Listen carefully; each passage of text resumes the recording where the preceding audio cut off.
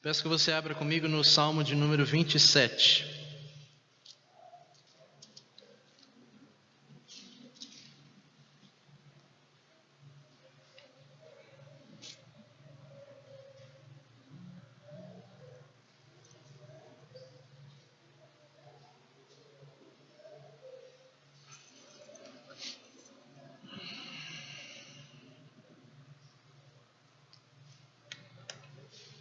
Estou muito feliz, irmãos, poder pregar no último culto público da nossa igreja neste ano. E como vocês sabem, o sermão de Ano Novo é um sermão, e sempre que eu tiver a oportunidade eu vou escolher pregar num salmo. Eu amo o livro dos Salmos, espero que você também o ame. E hoje nós vamos meditar no Salmo 27, apenas o versículo de número 4.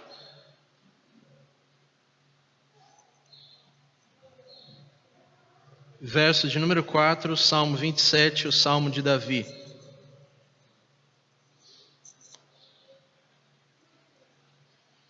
Diz assim a palavra de Deus: Uma coisa peço ao Senhor e a buscarei, que eu possa morar na casa do Senhor todos os dias da minha vida, para contemplar a beleza do Senhor e meditar no seu templo. Vamos ler mais uma vez. Uma coisa peço ao Senhor e a buscarei, que eu possa morar na casa do Senhor todos os dias da minha vida, para contemplar a beleza do Senhor e meditar no seu templo. Vamos ter uma breve palavra de oração. Senhor, a sua palavra foi lida. Imploramos que o Senhor nos abençoe através desse texto, deste salmo de Davi, que o Senhor inspirou através do Espírito. Ó Deus, olha o seu povo aqui reunido. Nós estivemos aqui por mais de 50 reuniões ao longo deste ano. Essa é a nossa última reunião de 2018, neste salão, neste culto público. Pedimos que o Senhor não nos abandone, mas que o Senhor nos abençoe grandemente. Abra os nossos corações, abra, Senhor, a nossa mente, abra os nossos ouvidos, abra os nossos olhos para enxergarmos a beleza da sua palavra, a beleza do Senhor, e sairmos daqui, Senhor, renovados pela sua presença e pela sua palavra. Em nome de Cristo que nós oramos. Amém. Irmãos, como sempre eu estava preparando o sermão e uma introdução para este sermão. Coloquei aqui algumas questões. Nós estamos entrando aí em 2019. E eu quero dizer uma coisa para você que eu quero que você grave. Em 2019, haverá uma batalha pelo domínio do nosso coração. Então, a partir de terça-feira nós entramos em 2019 e como foi em 2018, será 2019. Existirá uma espécie de batalha para ver quem deterá o domínio do seu coração. Nós vamos ver ao longo de 2019 diversas ofertas para nós.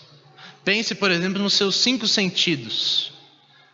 As suas mãos vão apalpar coisas que você talvez nunca apalpou na sua vida. Vão chegar coisas nas suas mãos e essas coisas vão batalhar para dominar o seu coração. Os seus olhos vão enxergar coisas que vão ser tão encantadoras que o seu coração vai desejar se entregar para elas. Seus ouvidos vão ouvir coisas, pessoas, conversas, ao ponto de você não ter coceira nos seus ouvidos e desejar ouvir essas coisas, o seu coração vai se encher dessas coisas. Ou então, os seus olhos, o seu paladar, o seu olfato. Vai existir em 2019, como existe todos os dias da nossa vida, uma batalha pelo nosso coração. E essa é uma batalha de todo dia da nossa vida. Nós dizemos que é ano novo, vai ser um ano diferente, queira Deus que nos abençoe, mas irmãos, não existe nada novo debaixo do sol. Todos nós, todos os dias lutamos contra as mesmas coisas, que vêm até nós com roupas diferentes. E a nossa vida diária é uma vida que luta para saber a quem nós iremos entregar o nosso coração. Em 2019, talvez muitos de vocês vão se encontrar com pecados antigos que vão bater a porta. Ou então alguns pecados que já estão bem presentes e que você vai virar o calendário e você vai ver que eles vão continuar no mesmo local onde eles estão. Ou então pecados futuros, pecados que você nem sequer sabia que tinha a capacidade de cometê-los. Talvez em 2019 você cometa esse pecado. Nós não sabemos de fato o que nós vamos encontrar no ano de 2019. Nós podemos pensar em pecados, como eu disse, podemos pensar em desastres, perdas, mortes, doenças, ou então podemos pensar positivo, como alguns dizem nos nossos dias, né? Talvez você receba uma promoção no seu emprego que você nunca imaginou, talvez o seu salário dobre, talvez você que é estéril, de repente tenha filhos, ou você que não estava conseguindo ter filhos, o Senhor te deu um filho este ano. Eu me lembro muito bem no ano passado, naquele pequeno salão, em 2017, no último dia do ano, nós nos reunimos em círculo e nós compartilhamos coisas boas, coisas ruins que aconteceram naquele ano e o que nós esperávamos para 2019. Eu nunca esperava que o Senhor haveria de dar um filho para mim e para a Catarina logo em janeiro, no dia 14. Então nós não sabemos realmente o que vai acontecer na nossa vida. Nós não temos esse controle, tanto das coisas ruins quanto das coisas boas. E o Senhor Jesus Cristo já disse para nós no Evangelho que basta cada dia o seu próprio mal. Então, irmãos, sem muitas palavras, sem muito enfeite, eu gostaria de ser bem crasso com vocês. Eu gostaria de ser bem direto. A única coisa que importa na sua vida, seja no ano de 2019, seja nesse dia que você está vivendo hoje, a única coisa que importa é que você busque o Senhor. É isso. Eu não gostaria de tentar enfeitar isso demais, ou tentar falar tantas palavras, ou desenvolver aqui uma coisa muito grande para que você saia daqui falando, realmente, eu preciso buscar o Senhor. Precisa ser claro na sua mente, tão cristalino quanto água, tão necessário quanto a comida que você come todo dia. É preciso que você entenda que a única coisa que importa é o Senhor. A única coisa que importa para a sua vida é Cristo. A única coisa que você pode receber e que ninguém pode tirar de você é Cristo. O resto a gente perde nessa vida. Filhos, emprego, casa, bens, alegrias, humor, nós perdemos tudo isso. Mas a única coisa que não pode ser tirada de nós é uma pessoa, Cristo. Eu gostaria que você virasse o ano com isso em mente. Que tudo que você tem hoje não vale nada. Será que você está disposto ao ponto de, se necessário, abandonar tudo que você tem hoje para abraçar a Cristo? Mas abraçá-lo mesmo, irmãos.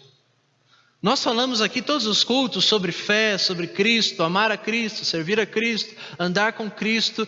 Mas eu gostaria que você entendesse isso no nível mais baixo possível. Como se eu estivesse falando com uma criança. Como se eu estivesse falando com Isaac, com o João, ou até com um bebê, com a Luísa, com o Bernardo. Será que nós podemos entender isso de uma forma mais simples possível? De que você só precisa de Cristo. Ou, como um pregador gosta de dizer, você só tem a Ele. Não existe outra escolha. Talvez você possa tentar se enganar segurando em algumas coisas. Mas você só tem a Cristo. Você não tem outra coisa. A única coisa que está diante de você e que pode te sustentar e que é o que te leva para outra vida, do outro lado da vida eterna, é Cristo. Portanto, como os antigos cristãos diziam, se a minha vida eterna vai ser viver a vida toda, a eternidade da eternidade, diante deste homem, Cristo, será que eu já não deveria viver para Ele hoje? Porque não faz sentido, irmãos, nós pensarmos tão grandemente sobre o céu, a vida eterna, a eternidade, que nós vamos passar a eternidade com Cristo, sendo que o nosso coração não deseja hoje. Então pense sobre isso. Este salmo vai nos ensinar sobre essa única coisa que importa. Os irmãos como eu, provavelmente têm diversas resoluções para o ano de 2019. Planos, projetos, práticas que você deseja abandonar, práticas que você deseja absorver na sua vida. Talvez você queira trocar o seu carro. Eu preciso trocar o meu carro porque já não está dando mais com a neném. Carrinho para colocar dentro do carro, mala de neném, bebê conforto, família que quer entrar junto no carro porque quer ficar olhando para a criança. Enfim, eu preciso trocar de carro. Em janeiro, pela graça de Deus, eu vou terminar de pagar o carro agora. E eu poderia pensar, nossa, mas já vou terminar de pagar o carro e já vem essa outra coisa de troca de carro. A nossa vida é assim, irmãos. Tudo isso é vento. Quando a gente mal vê, a gente já está velho. E as coisas pelas quais nós dedicamos o nosso suor passaram ou a gente perdeu. Então a única coisa que resta, que importa, é a coisa mais importante do universo, Cristo. E está bem diante de nós. Assim como diz Paulo em Romanos, Moisés em Deuteronômio, essa palavra não está longe de nós. Não está no céu para que a gente busque, alguém a traga. Não está no Sheol para que nós busquemos. Não está além mar para que nós busquemos. Essa palavra está muito próxima de nós, está na nossa boca. Será que você tem essa convicção de que não importa nada mais senão a Cristo? Cristo, essa pessoa, Jesus Cristo, esse homem, Deus, Ele é a pessoa que você mais ama. Será que Cristo é o objeto do seu prazer? Será que você vive em função de Cristo? Será que, assim como as estrelas, as constelações vivem em torno e giram em torno de um centro, será que se tirar Cristo da sua vida, você continuará vivendo e você nem vai perceber que Cristo saiu? Será que Ele é tão essencial para nós? Ou será que Ele é só mais uma parte da nossa vida? É só mais uma atividade na nossa semana? É só mais uma atividade que eu tenho que prestar para alguém? Ou será que Ele domina toda a nossa vida? Ao ponto de, se nós respiramos por Ele. Como diz Paulo, se nós vivemos por Ele. Se morremos por Ele. Nós gostamos muito daquela frase de Paulo em Filipenses, porque para mim o viver é Cristo e morrer é lucro. Nós sabemos essa de cor. Mas será que se alguém olhasse para a sua vida ao longo desse ano de 2018, poderia constatar que isso é uma realidade na sua vida? De que você viveu para Cristo e que as coisas que você perdeu e abriu mão, você o fez por causa de Cristo? Eu espero que eu tenha sido simples e ao longo do sermão eu vou tentar iluminar a sua mente com isso. Ao longo desse texto, do verso 4 do Salmo 27, eu vou tentar mostrar para você que existem instrumentos específicos que te auxiliam nessa busca por Cristo. Que você não simplesmente pode ter um desejo no seu coração e pensar, eu quero mais de Cristo. Deus te deu instrumentos para que você tenha êxito nessa sua busca. E hoje, nesse sermão, nós vamos ver 3 vozes nesse salmo. A primeira voz é a voz de Davi, no verso 4. A segunda voz é a voz do próprio Cristo, no verso 4. E a terceira voz, a voz da igreja, no verso 4. Vamos ver então o verso 4 deste salmo, o salmo de Davi. O que é que Davi está ensinando? O que esse texto significava para os seus primeiros ouvintes na época de Davi? O texto diz o seguinte: uma coisa peço ao Senhor e a buscarei, que eu possa morar na casa do Senhor todos os dias da minha vida, para contemplar a beleza do Senhor e meditar no seu templo. Dado o contexto do salmo, nós temos aí os 3 primeiros versos. nós entendemos que Davi está passando um momento de perseguição e de isolamento da comunidade de fé Israel. Você pode ver comigo o verso 2, onde ele diz: quando os malfeitores me sobrevêm para me destruir, meus opressores e inimigos, eles é que tropeçam e caem. Ainda que um exército se acampe contra mim, o meu coração não terá medo. Se uma guerra estourar contra mim, ainda assim terei confiança. E aí ele diz: uma coisa peço ao Senhor e a buscarei, que eu possa morar na casa do Senhor todos os dias da minha vida, para contemplar a beleza do Senhor e meditar no seu templo. Os irmãos conhecem a vida de Davi, e é uma vida bastante atribulada, com perseguições, pecados, dificuldades, labutas desde a sua juventude. E provavelmente esse salmo ele não é dito para nós aqui qual é o contexto específico, mas nós podemos ou entender que é o momento onde Davi está fugindo de Saul, ou é o momento onde Davi está fugindo do seu filho Absalão. Ou este salmo está inserido em 1 Samuel, ou este salmo está inserido em 2º livro de Samuel. De qualquer forma, é um salmo que Davi escreve quando ele está longe de Israel, quando ele está longe da casa de Deus, que era o tabernáculo, quando ele está longe dos seus pais e da sua família. Você pode ver o verso de número 10, por exemplo: porque se o meu pai e a minha mãe me desampararem, o Senhor irá me acolher. É um salmo onde, em meio às suas corridas e à sua fuga, ou de Saul ou de Absalão, seu filho, ele está se escondendo em cavernas, e ele usa essa própria linguagem para falar com Deus. O verso 9 diz: Senhor, não escondas de mim a sua face, não rejeites com ira o seu servo, pois tu és o meu auxílio, não me deixes, nem me abandones, ó Deus da minha salvação. Nós sabemos também que é um salmo onde Davi está peregrinando, porque o verso 11 diz que ele está caminhando.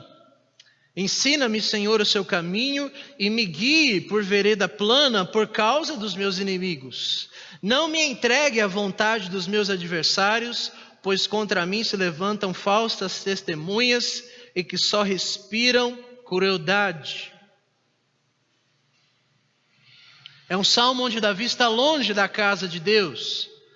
No verso 6 ele promete a Deus que se o Senhor o livrar e ele voltar para Israel, ele vai entrar no tabernáculo de Deus e vai oferecer sacrifícios de júbilo. Ele vai cantar e salmodiar ao Senhor como só Davi sabia fazer. Davi está longe de Deus. E a grande questão é, de que forma ele está longe de Deus? Porque se nós lemos 1 Samuel, a partir do capítulo 20 até o capítulo 31, que é o final do livro de 1 Samuel, nós vemos que Davi ora a Deus em diversos momentos. Um dos seus servos, um sacerdote, leva consigo aquilo que eles chamam de éfode, que era um instrumento pelo qual eles invocavam a Deus naquela época. Eles não estavam dentro do tabernáculo. Então Davi ora a Deus, Davi ouve a voz de Deus. Em vários momentos dessa perseguição, Davi diz o seguinte: Senhor, eu devo fugir para tal região para que eles não me alcancem? E Samuel, o livro diz: sim, Davi, você deve fazer isso. Em outros momentos Davi pergunta para Deus: Deus, eu devo me preparar com os meus homens para entrar em guerra contra essa cidade? Em vários momentos Deus diz: sim, Davi, pode entrar em guerra porque eu vou entregar a cidade na sua mão. Então Davi não está longe de Deus, mas ele diz que está. Então o que significa aqui para Davi estar longe de Deus? Davi quer nos ensinar um princípio muito importante que nós vamos desenvolver ao longo das outras vozes. Que existe uma forma específica de você se encontrar com Deus. Existe o relacionamento pessoal e íntimo que você tem com Deus durante o seu dia a dia, durante o seu trabalho. No caso de Davi, enquanto ele era rei e ele exercia as atividades de rei, enquanto ele visitava cidades, enquanto ele guerreava com pessoas, enquanto ele matava pessoas, enquanto ele derramava sangue das suas mãos, destruindo pessoas, Deus estava com ele. Salmos, por exemplo, que nós nos achegamos a eles e vemos salmos tão bonitinhos, parece que uma princesa escreveu, é um homem com as mãos cheias de sangue que escreve. Inclusive, hoje à tarde, lendo melhor ainda o contexto de Samuel para deixar ele fresco na minha mente, eu me deparo com um homem, Davi, que ele diz o seguinte: eu vou orar para que Deus me entregue você, e antes do amanhecer a sua vida será ceifada, toda a sua família, não vai existir uma criança sequer nessa cidade que estará viva assim que eu entre nessa cidade. Este é o homem de Deus. Um homem com as mãos cheias de sangue que escreve o Salmo 23, o Senhor é meu pastor, que as crianças amam ler. Então Davi está nos ensinando, irmãos, a partir do verso 4, que ele tem saudades de um tipo de comunhão com Deus que ele tinha, que agora ele não pode ter mais. Um tipo de comunhão que só acontecia no tabernáculo. Os irmãos sabem que o templo só veio a existir através do seu filho Salomão. Ele constrói o templo, Davi o auxilia a desenhar a planta do templo. Davi deseja muito construir esse templo e Deus diz: não, Davi, você não vai construir esse templo justamente porque as suas mãos são mãos cheias de sangue. O seu filho vai construir o templo. Salomão constrói o templo e nós sabemos de toda a história. O templo de Salomão, aquela grande maravilha do tempo antigo. Antigamente eles chamavam o local onde Deus se manifestava e o local onde era a casa de Deus, onde Deus ouvia as orações, de o tabernáculo. Desde a época que Moisés sai com o povo de Israel do Egito. Quando Deus entrega os 10 mandamentos, Ele também entrega algumas leis específicas, dizendo que eles haveriam de construir uma tenda grande e que eles deveriam caminhar no deserto com essa tenda. Era a forma de Deus mostrar que estava caminhando no meio do povo. Deus estava no tabernáculo.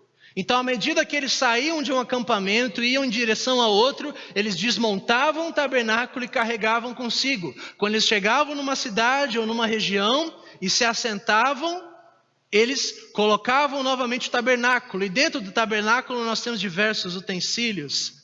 A mesa dos pães, nós temos o altar de bronze, nós temos o lugar santo, nós temos o lugar santíssimo, nós temos o arraial na parte de fora, onde as ofertas eram queimadas. Nós temos diversos elementos dentro do tabernáculo. Nós temos dentro do santíssimo a arca da aliança. Dentro da arca da aliança estavam os 10 mandamentos, estava o cajado de Arão e estava uma parte do maná que Deus havia utilizado para sustentar o povo no Egito.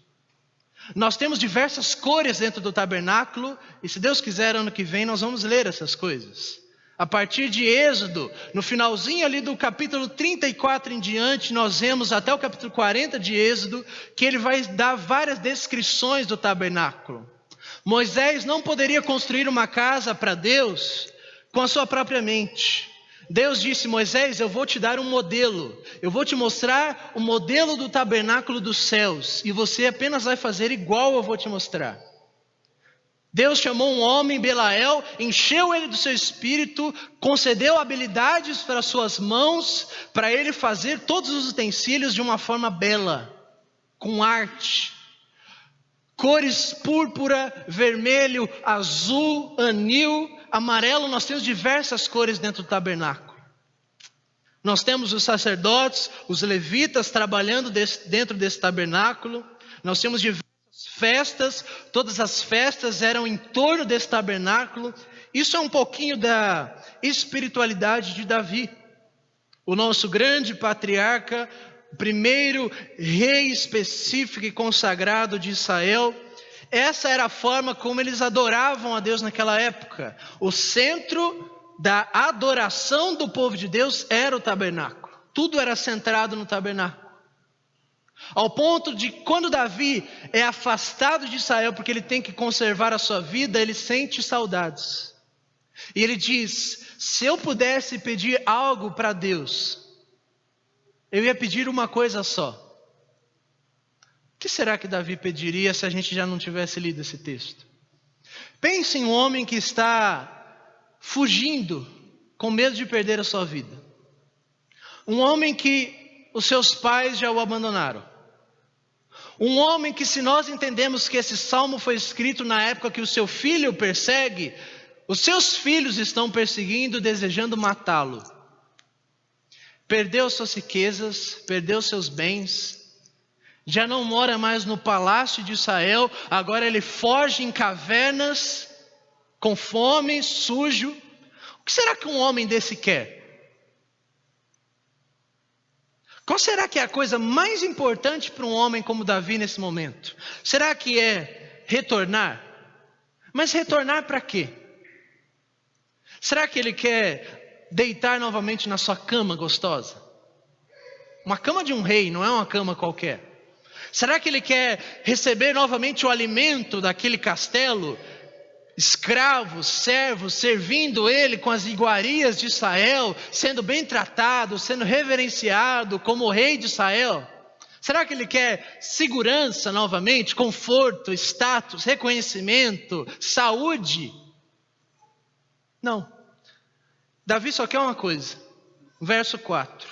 Uma coisa eu peço e a buscarei, que eu possa morar na casa do Senhor todos os dias da minha vida. Para quê, Davi? Por que você quer morar na casa do Senhor todos os dias da sua vida? Para contemplar a beleza do Senhor e meditar no seu templo. Davi, em outras palavras, traduz um pouco para nós aqui do Brasil. O que você quer ao morar na casa do Senhor todos os dias? Eu quero me deleitar em Deus. Eu quero poder novamente olhar mais de perto Deus. Eu quero ter uma comunhão mais íntima com Deus. Eu quero poder entrar no tabernáculo e lembrar que cada uma daquelas peças foram feitas na exata medida que Deus ordenou para Moisés. Então, neste local está o dedo de Deus. Cada um desses elementos passam uma mensagem sobre quem Deus é. E eu quero estar aqui todos os dias. Eu quero poder ter tempo para quê? Para ler a palavra. Eu quero poder ter acesso aos pergaminhos de Pentateuco. O que você quer, Davi? Eu quero ler Levítico. Eu quero ler Deuteronômio, estou com uma saudade de ler Deuteronômio. Será que Davi lia Deuteronômio? Para tirar a sua dúvida, ainda que ela seja pequena, abra comigo em próprio Deuteronômio. O 5º livro da Bíblia. Deuteronômio capítulo 17.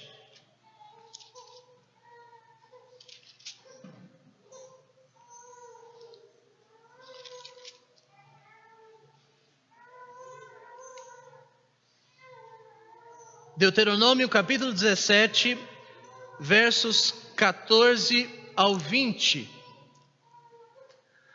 No título aqui desse trecho, na minha Bíblia, está escrito assim: a eleição e os deveres de um rei em Israel. Então, antes mesmo de houver rei em Israel, Deus já havia dado a Moisés as instruções de quais deveriam ser os deveres de um rei em Israel. Vamos ver quais são esses deveres. Verso 14 diz: quando vocês entrarem na terra que o Senhor, seu Deus, está dando a vocês, para que dela tomem posse, e quando lá estiverem morando, e disserem: nós queremos colocar sobre nós um rei, tal como todas as nações que estão ao nosso redor têm. Vocês certamente porão como rei sobre vocês um homem que o Senhor seu Deus escolher. Homem estranho, que não seja do meio dos seus compatriotas, vocês não devem eleger como rei sobre vocês, mas sim um que seja do meio dos seus compatriotas. Verso 16. Porém, esse rei não deve multiplicar para si cavalos, nem fazer o povo voltar ao Egito para multiplicar cavalos, pois o Senhor já lhes disse: Nunca mais vocês devem voltar por este caminho. Verso 17. Esse rei também não deve tomar para si muitas mulheres, para que o seu coração não se desvie, e nem deve acumular muita prata e muito ouro. Verso 18. Esse rei também, quando ele se assentar no trono do seu reino, preste atenção, ele deverá mandar escrever em um livro uma cópia desta lei. Que lei? Deuteronômio.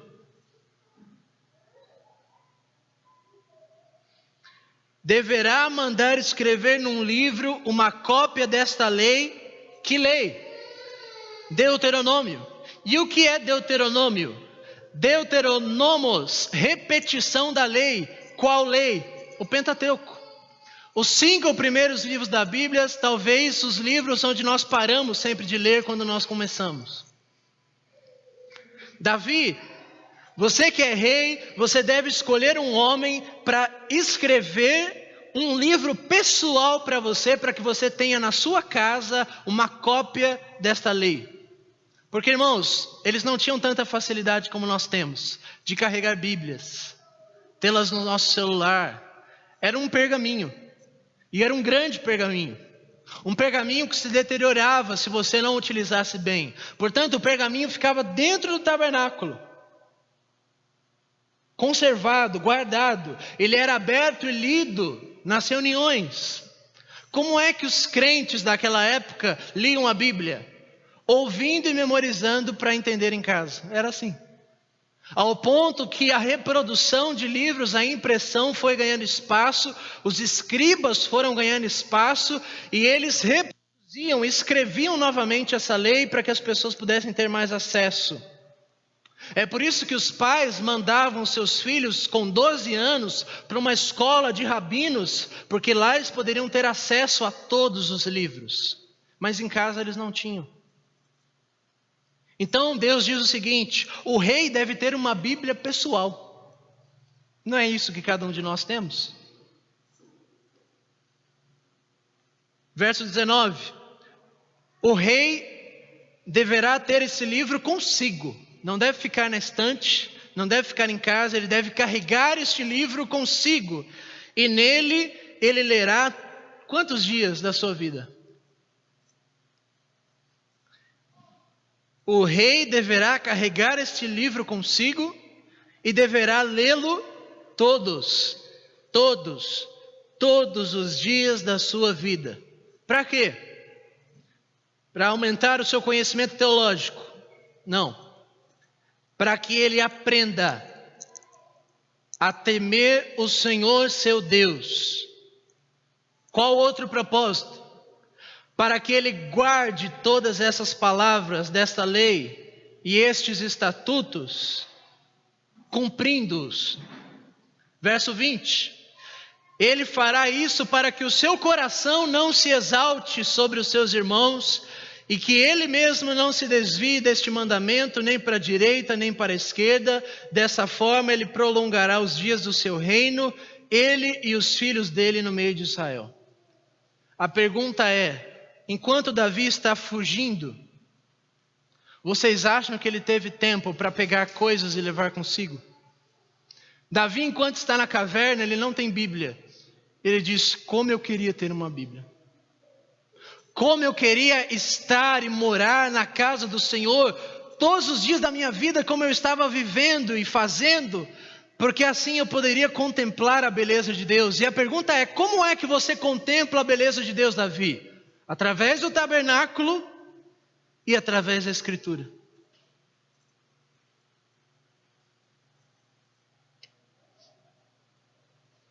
Verso 4, Davi diz: é apenas uma coisa que eu peço ao Senhor e a buscarei, que eu possa morar na casa do Senhor todos os dias da minha vida. A Escritura nos diz nos livros históricos, em Samuel, que Davi, quando ele se torna rei, ele escolhe construir uma casa do lado do tabernáculo. É aquilo que a Escritura chama que ele construiu um palácio. Davi constrói um palácio bem do lado do tabernáculo, para que ele esteja o mais perto possível do tabernáculo. No tabernáculo era onde o povo de Deus se encontrava, onde as tribos saíam de cada uma das suas regiões em direção a Jerusalém. E eu fico imaginando Davi, quando dava os dias do calendário para as festas judaicas, e ele pensava: puxa vida, aqueles meus irmãos vão vir de longe e nós vamos juntos aqui ler a Bíblia, nós vamos juntos orar, nós vamos juntos louvar e cantar salmos, nós vamos juntos confessar pecados, lamentar, nós vamos juntos adorar a Deus no tabernáculo. Esse era o desejo de Davi. Ele não queria nada mais do que isso que nós todos já temos. Essa é a voz de Davi nesse salmo. A segunda voz que nós podemos interpretar esse salmo é a voz do próprio Cristo. Porque pense o seguinte: Davi, ele é o rei de Israel. Davi, ele é chamado o mediador da aliança de Israel com Deus. Ele é o homem que presta contas para com Deus do seu povo. É por isso que ele tem esses deveres de sempre ler a Escritura, para que assim que o povo esteja se afastando e desviando da Escritura, ele, como rei, exorte o povo. Ele é chamado para supervisionar, governar, ser o cabeça de Israel, reinar sobre Israel. Então ele é o representante de Deus para eles. Cristo é o nosso rei. Cristo é o cabeça da igreja. Cristo é o nosso representante. Cristo é aquele que presta contas ao Pai por nós. Assim como Davi no Antigo Testamento era um tipo de Cristo, era uma sombra que apontava para Cristo, no Novo Testamento nós temos Cristo.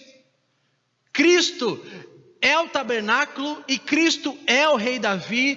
Cristo é as ofertas, Cristo é a palavra de Deus, Cristo é todas essas coisas que Davi vivia.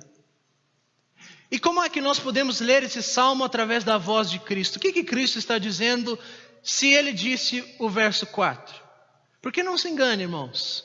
Jesus Cristo, ele era um homem judeu.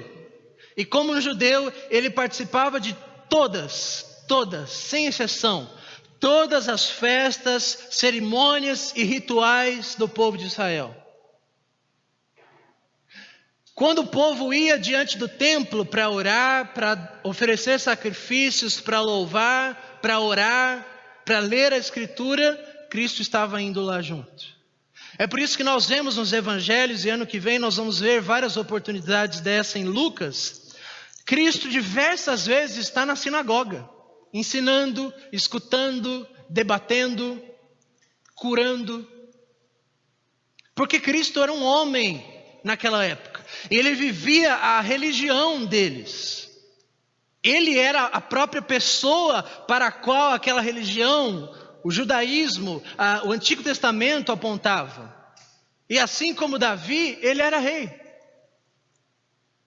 E como rei, ele sabia dos seus deveres para com a nação. Ele sabia que ele tinha que conhecer a Escritura. É por isso que em várias passagens dos evangelhos, nós vemos que Lucas, por exemplo, diz no capítulo 2 que Jesus Cristo crescia em sabedoria e estatura. Cristo foi ensinado desde pequeno através de Gênesis, Êxodo, Levítico, Números, Deuteronômio, Josué, Juízes, Ruth, etc, etc. Ele sabia todos esses livros. Como uma boa criança daquela época, e uma criança que foi aspirada para ser um rabino, ele deveria saber essa escritura de cor. Para você ler a Escritura na sinagoga, para você receber a honra de alguém te dar o pergaminho na sua mão e você abrir o pergaminho para ensinar, no mínimo você tinha que ter essa palavra de cor na sua mente. Nós vemos relatos nos evangelhos onde Jesus se afasta do seu pai, da sua mãe, um episódio bem interessante, e ele está no meio do templo. E o que ele está fazendo no templo? Ele está conversando com os doutores, ele está conversando com os rabinos, e melhor, ele está ensinando os rabinos com 12 anos de idade. Ele era o grande mestre, ele é o grande mestre, ele é o grande rabino, ele é o grande rei. E será que ele diria a mesma coisa que isso? Porque certamente em um momento na sinagoga ou em casa, Jesus Cristo lia os salmos, cantava os salmos, recitava os salmos, conhecia os salmos. E certamente, assim como Davi diz no verso 4, Cristo diria: uma coisa eu peço ao Senhor e a buscarei, que eu possa morar na casa do Senhor todos os dias da minha vida, para contemplar a beleza do Senhor e meditar no seu templo. Mas Cristo é mais do que isso. O desejo de Cristo não era apenas estar na casa de Deus. Ele é a casa de Deus. Cristo é o tabernáculo. Cristo é o templo. É em Cristo que Deus habita. É só nós lermos João 1 e João 2. Nós vimos isso semana passada. O Verbo se fez carne, vimos a sua glória como glória do unigênito do Pai, cheio de graça e de verdade. Ninguém jamais viu a Deus. Antes, o Deus unigênito é quem o revelou. Vimos a sua glória e Ele habitou entre nós. Ele tabernaculou entre nós. O seu Cristo é a casa de Deus. No seu corpo, na sua pessoa, habita toda a plenitude da divindade, como diz Paulo em Colossenses. Em Cristo estão todos os tesouros da sabedoria. Aquilo que o tabernáculo, que era lindo e maravilhoso, e o templo apontava, Cristo está acima disso. É por isso que João escreve a sua epístola e ele diz no capítulo 1, aquilo que nós vimos, aquilo que nós ouvimos e aquilo que as nossas mãos apalparam, é isso que nós anunciamos para vocês, a palavra da vida, pois a vida eterna nos foi dada. A vida caminhou no nosso meio no século I e nós queremos escrever para que vocês participem conosco dessa vida. Em outros momentos, o próprio Cristo já dizia, em João capítulo 4, verso 34, a minha comida e a minha bebida é fazer a vontade do Senhor. Cristo, irmãos, é aquele que realmente pode dizer essas coisas do verso 4, pois ele veio com este único propósito. Ele veio não para que ele morasse na casa de Deus, mas ele veio para que nós pudéssemos morar na casa de Deus. Ele veio para que a casa de Deus não fosse mais em um quadrado dentro de Israel, em cima de um monte, mas ele veio para que a casa de Deus fosse espalhada por todo mundo, a sua igreja. Ele veio para que a beleza do Senhor, que outrora estava escondida porque os nossos olhos são cegos, escuros, ignorantes por causa do pecado, Ele veio para tirar a nossa cegueira, para que nós pudéssemos contemplar a sua beleza. Ele tirou as vestes da face de Deus e Ele mostrou quem Deus é. Quando você olha Cristo, você enxerga quem Deus é, você vê a glória de Deus.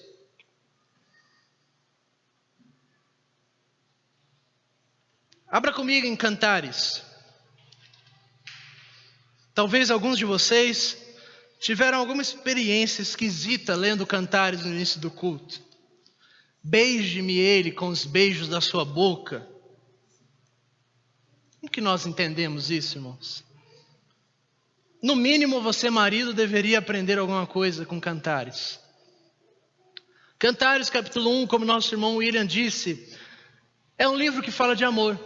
Um amor de casal, de casamento, de relações sexuais, de amor, de cantigas, de charme, de desejo pela outra pessoa. Não se engane, não é um livro que não fala disso. Algumas pessoas nos nossos tempos e ao longo da história da igreja proibiram o livro de Cantares. A igreja católica é uma delas.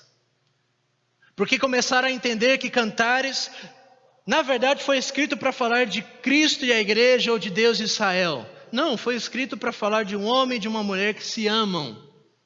Quando o texto diz que Salomão diz que vai subir numa árvore para comer aqueles frutos, ele está querendo dizer exatamente isso que você pensou. É uma linguagem figurada de amor. Nós não precisamos tentar esconder isso. Ai, meu Deus do céu, porque Deus criou o amor, Deus criou o casamento, Deus criou as relações sexuais. Não é pecado dentro do contexto certo. Mas se este livro fala de amor de um homem para uma mulher, e o amor foi Deus que criou, o amor puro e santo, se Cristo ama a sua igreja e a sua igreja ama Cristo, nós podemos de alguma forma interpretar Cantares dessa forma também. Como se fosse o amor de um homem e de uma mulher conversando, portanto, Cristo falando de uma forma bíblica inspirada para sua esposa. Vamos ver como é que a igreja fala com Cristo no verso 2. Beije-me com os beijos de sua boca, porque o seu amor, ó Cristo, é melhor do que o vinho. Suave é o aroma dos seus perfumes, como perfume derramado é o seu nome, ó Cristo. É por isso que as mulheres te amam. Verso 4 ele diz: me leve com você, vamos depressa. O rei me introduziu nos seus aposentos. Exultaremos e nos alegraremos por sua causa, do seu amor nos lembraremos mais do que o vinho, não é sem razão que te amam. O que significa Cristo nos introduzir nos seus aposentos, senão Cristo nos introduzir na sua própria comunhão? E nós podemos ter comunhão com Cristo, assim como uma esposa tem comunhão com seu marido. Todas as benesses do marido estão à disposição da esposa. E a mulher aqui canta dizendo: me leve, vamos depressa, o rei me introduziu nos seus aposentos. Pensando no Novo Testamento, irmãos, os aposentos de Cristo hoje são as igrejas locais. É onde homens e mulheres se reúnem e formam o grande templo do Espírito, onde Deus habita pela sua presença. Cristo está aqui. Eis aqui um aposento de Cristo. Cada um de nós aqui é uma morada de Deus, se nós realmente somos convertidos por Cristo. E quando nós nos juntamos, nós formamos um grande templo de louvor e de adoração a Deus. Veja comigo o capítulo 2 de Cantares. Versos 10 a 15. Olha o que Cristo fala. O meu amado fala e me diz: levante-se, minha querida, minha linda, venha comigo. Pois eis que passou o inverno, a chuva cessou, se foi, aparecem as flores na terra, chegou o tempo das aves cantarem, já se ouve a voz do passarinho na nossa terra, a figueira já começou a dar seus figos, as vinhas estão em flor, exalando seu aroma. Se levante, minha querida, minha linda, venha comigo, ó minha pombinha, escondida nas fendas dos penhascos, no esconderijo das rochas escarpadas, me mostre o seu rosto, me deixe ouvir a sua voz, porque a sua voz é doce e o seu rosto é lindo. Vocês entendem Cristo falando isso para a igreja? Veja comigo o capítulo 4.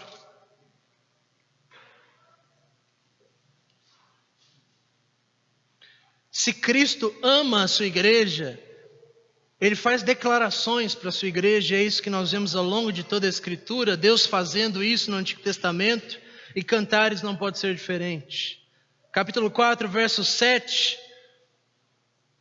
diz assim: você é toda linda, minha querida, e em você não há defeito. E a pergunta que a gente deve fazer é o seguinte: como assim, Cristo? Como pode ser que em nós não há defeito? O Senhor está cego? Em nós só há defeito. Em nós só há impureza. Em nós só existe pecado. Em nós só existe maldade.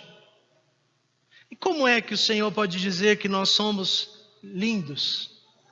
Que nós somos a sua querida? e que em nós não há defeito. Abra comigo em Efésios, eu vou te mostrar como é que ele pode dizer isso. Efésios capítulo 5.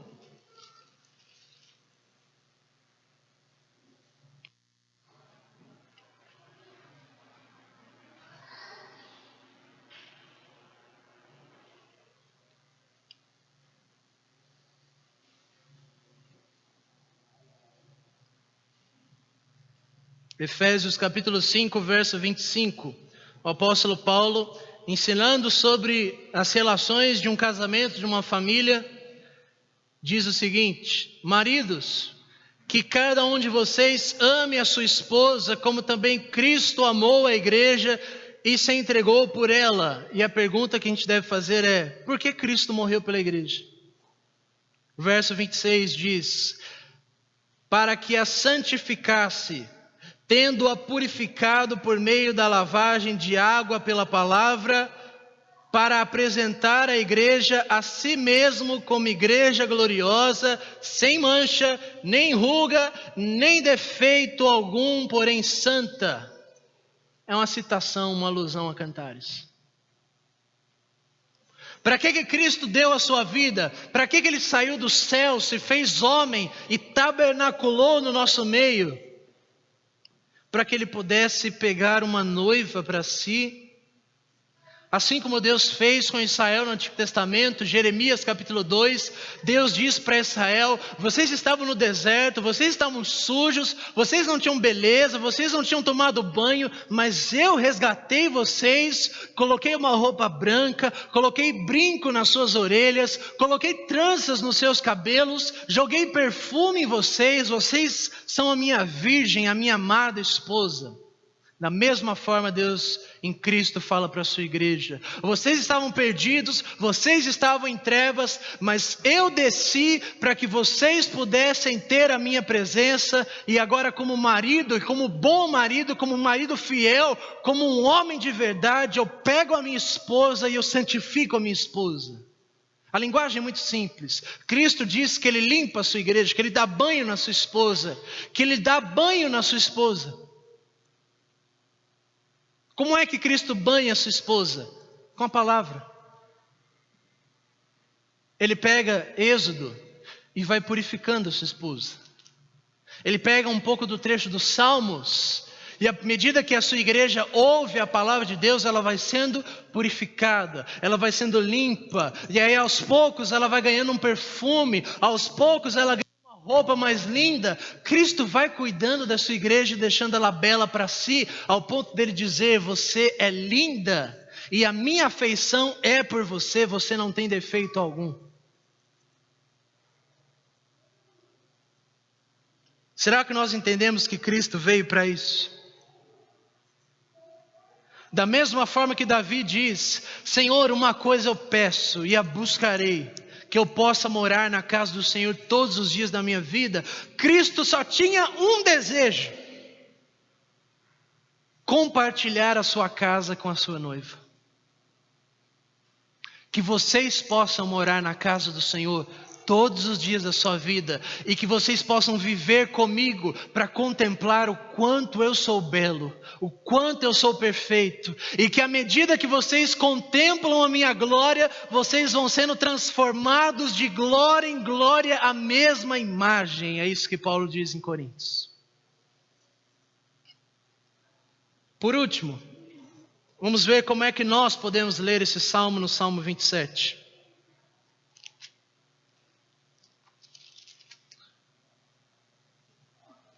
Qual é a voz da igreja?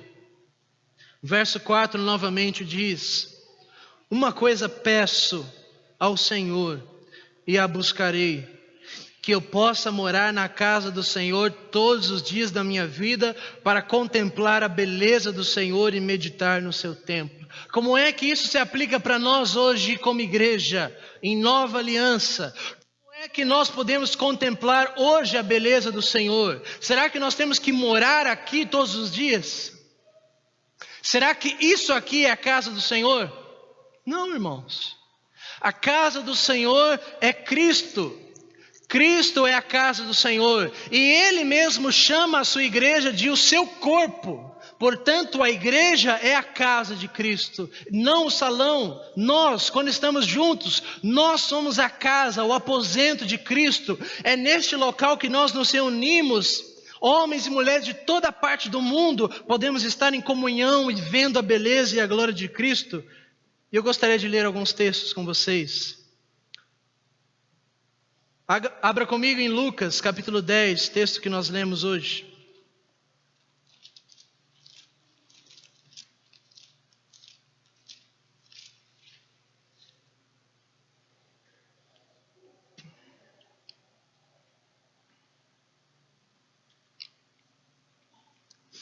Lucas capítulo 10 fala o evento de Marta e Maria.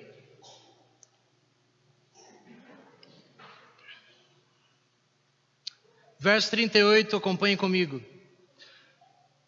Quando Jesus e os seus discípulos seguiam viagem, entraram numa aldeia, e certa mulher chamada Marta hospedou Jesus em sua casa.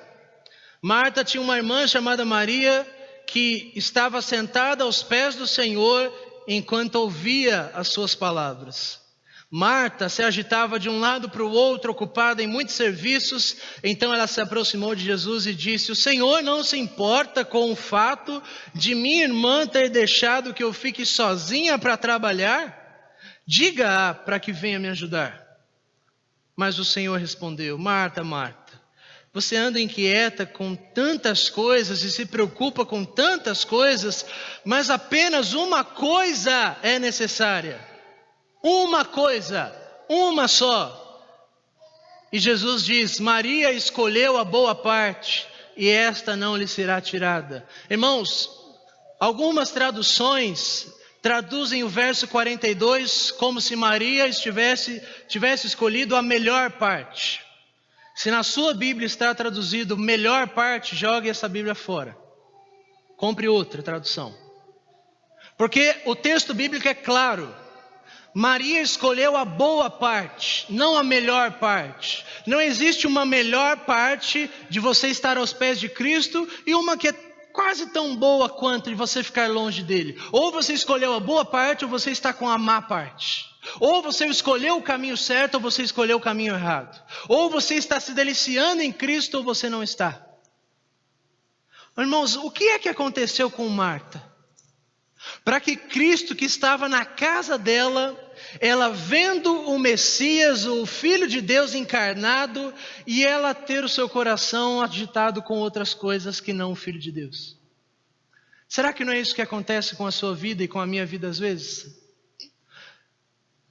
Como é que nós podemos ver a Cristo hoje? Lendo. Como é que Marta estava vendo a Cristo e tendo comunhão com Cristo, ouvindo as suas palavras? Como é que nós temos comunhão e vemos a Cristo hoje, ouvindo as suas palavras? Onde é que nós ouvimos as suas palavras? Primeiramente em casa, lendo.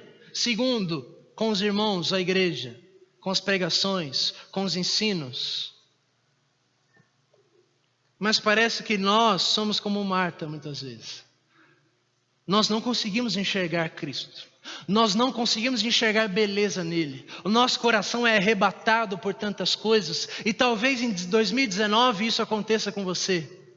Tantas coisas venham ser colocadas diante de você que você fica perdido e perde o brilho de olhar para Cristo. A grande pergunta que você deve se fazer essa noite é: será que eu tenho prazer em Cristo? Será que assim como Maria, eu estou satisfeita em me colocar aos seus pés apenas para ouvir as suas palavras? Isso parece muito romântico, irmãos, mas isso deve acontecer todos os dias em casa, quando você lê a palavra de Deus. Mas você não lê. Nós não lemos. A nossa Bíblia fica guardada na estante. A nossa Bíblia, como diz Spurgeon, fica lá empoeirada, ao ponto de nós conseguirmos com o dedo escrever condenado em cima dela, porque a gente não abre ela, a gente não lê. A gente não deseja encontrar com Deus, a gente não quer contemplar a beleza de Deus. Não é a única coisa que nós queremos, é mais uma coisa dentre tantas que nós queremos. Nós queremos dinheiro, nós queremos prazeres, nós queremos sexo, nós queremos casa, nós queremos tantas coisas. Cristo é só mais uma coisinha que nós queremos, mas na Bíblia não. Para Davi era a única coisa, para Cristo é a única coisa, e para a sua igreja só pode ser Ele. Não pode nenhuma outra coisa ocupar o seu espaço. Será que em 2019 você vai entrar com essa perspectiva? Talvez você tenha pensado em tantas coisas que você quer para esse próximo ano, mas você pensou nisso? Você pensou nisso que é essencial? Nisso que não pode ser tirado de você? Ou a sua alma está definhando? Será que você pode dizer como Paulo em Filipenses capítulo 3... esquecendo-me das coisas que para trás ficam, prossigo para o alvo, para alcançar o prêmio da soberana vocação de Deus. E ele não apenas diz isso, ele diz: uma coisa faço. É só uma coisa. Eu tenho tantas coisas para fazer, diz o apóstolo Paulo, mas eu só faço uma coisa, e é isto: eu prossigo para o alvo.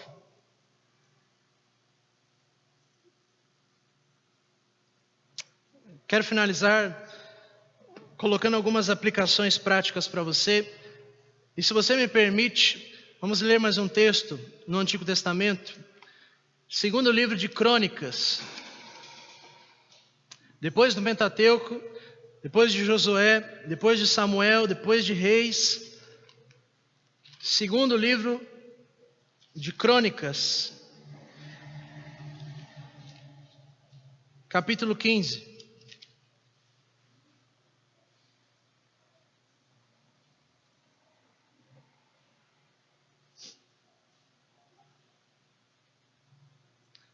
Veja comigo os versos 12 a 15.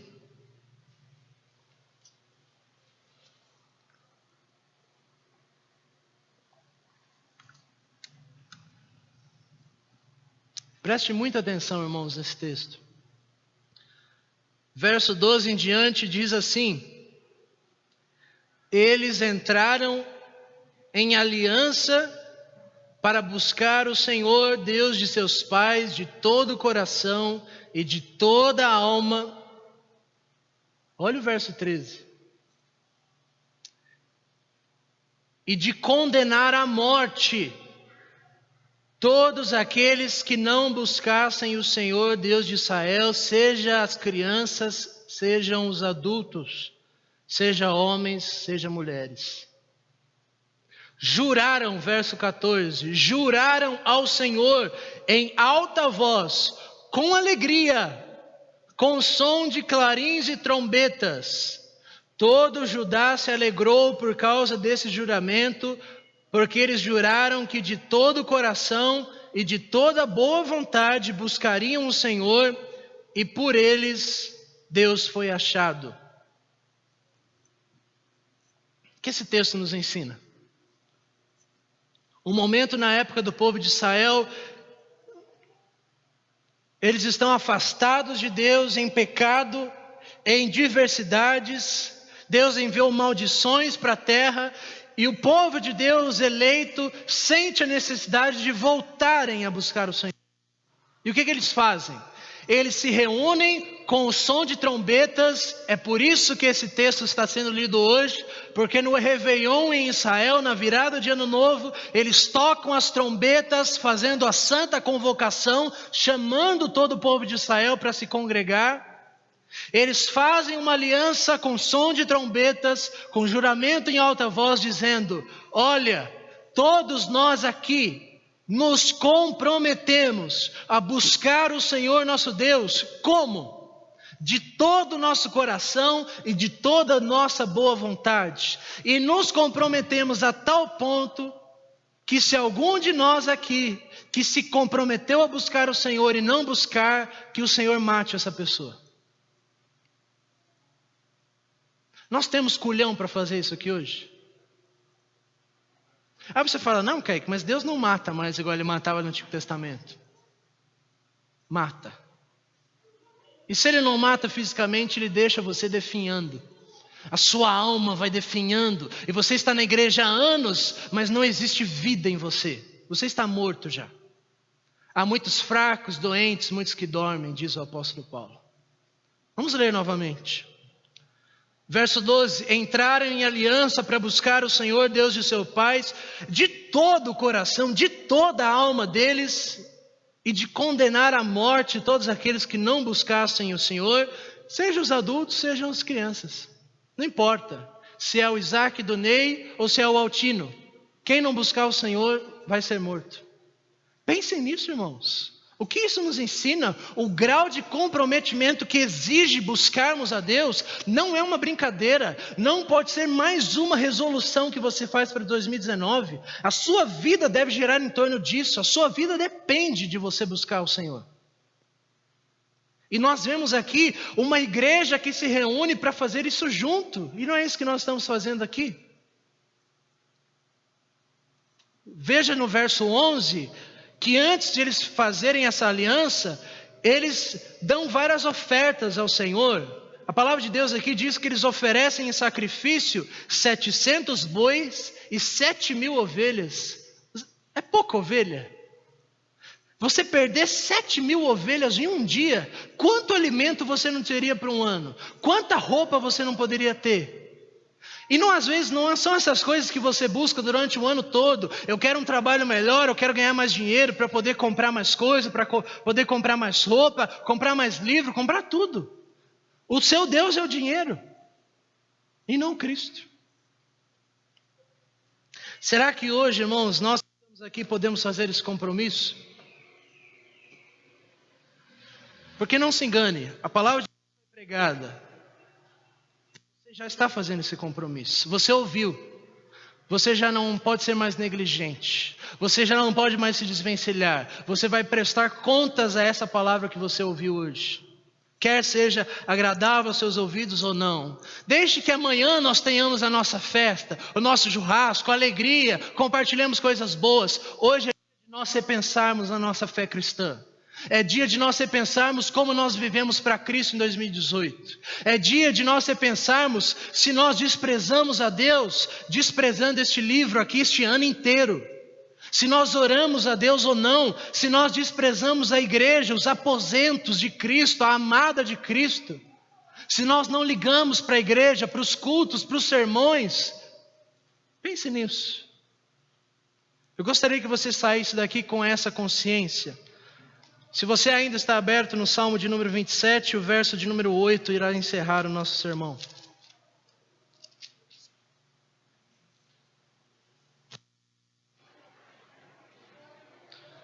De sermão nós tivemos hoje 1 episódio e meio de Netflix. Mais ou menos esse tempo que nós gastamos assistindo televisão. Então faz bem nós ouvirmos a palavra de Deus esse tempo também. O verso 8, Davi diz o seguinte: em meu coração eu ouvi, busque a minha presença. O que é que Davi responde? Buscarei, pois, a sua presença, Senhor. Será que nós temos essa prontidão aqui? Nós ouvimos Deus acabando de falar conosco e dizendo: me busquem. Que seja a principal coisa da vida de vocês, a prioridade de vocês nesse ano, a única coisa que vale a pena você dedicar à sua vida. Me busque. Será que você está pronto para dizer: Senhor, vou te buscar? Esqueça o resto. Não quero mais saber do resto. Eu vou te buscar. E como é que você pode buscar a Cristo? 3 coisas: Bíblia, oração e igreja. Você não precisa de mais disso. Bíblia, oração e igreja. Por que igreja? Porque na igreja essas 2 coisas acontecem. Pense nessas coisas. Vamos orar ao Senhor.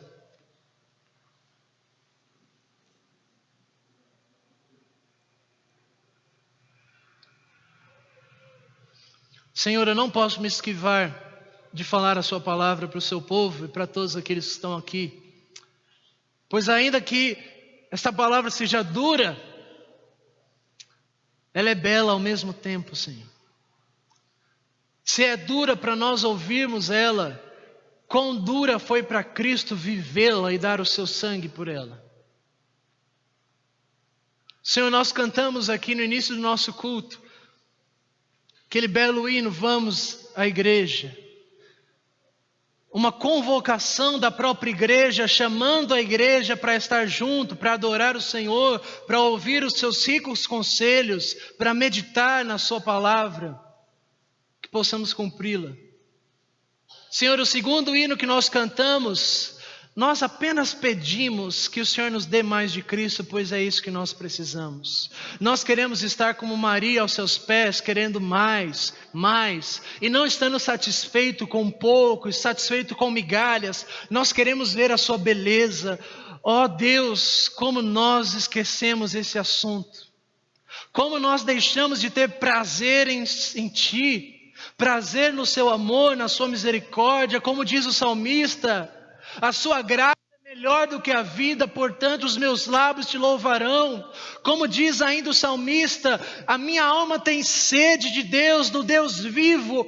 Ó, quando eu irei e me encontrarei com Deus, o Deus da minha vida? Porque está abatida a minha alma, e a alma dele estava abatida, não por causa do emprego que ele perdeu, mas porque ele queria mais de Deus. Pai, nos dá essas coisas. Eu imploro, Senhor, que neste ano o Senhor derrame a sua graça sobre nós como igreja, sobre as nossas famílias. Eleve o nosso nível de compromisso com a sua palavra. Dá graça aos homens que estão à frente deste rebanho, para que permaneçam firmes e fiéis, Senhor. Para que eles não arredem deste púlpito e não deixem de pregar essa santa palavra. Ó Deus, dá graça aos meus irmãos, homens comigo, que labutam na dificuldade de dirigir um lar de uma forma agradável, Senhor, como é difícil. Ó, não nos abandone. Nos dá a sua graça. Nos faz viver de modo digno do Senhor e da sua glória. Derrama a sua graça para que possamos viver para o Senhor e não apenas sobreviver. Senhor, nós iremos cantar agora um último hino ao Senhor. E o hino, o autor, a igreja irá confessar que Cristo para nós é suficiente. Que outros escolham o mundo para si, nós apenas queremos Cristo. Pai, nos dá essas coisas, pois é a sua palavra que nos diz essas coisas. E é Cristo que disse que não importa nada que aconteça, Ele irá edificar a sua igreja. Portanto, nós confiamos que o Senhor não irá nos abandonar em 2019. Que o Senhor irá nos levar, se somos seus filhos, se somos sua igreja. O Senhor nos fará uma noiva pura, santa, sem mácula, sem defeito, para a glória do Senhor. Nós oramos em nome de Cristo. Amém.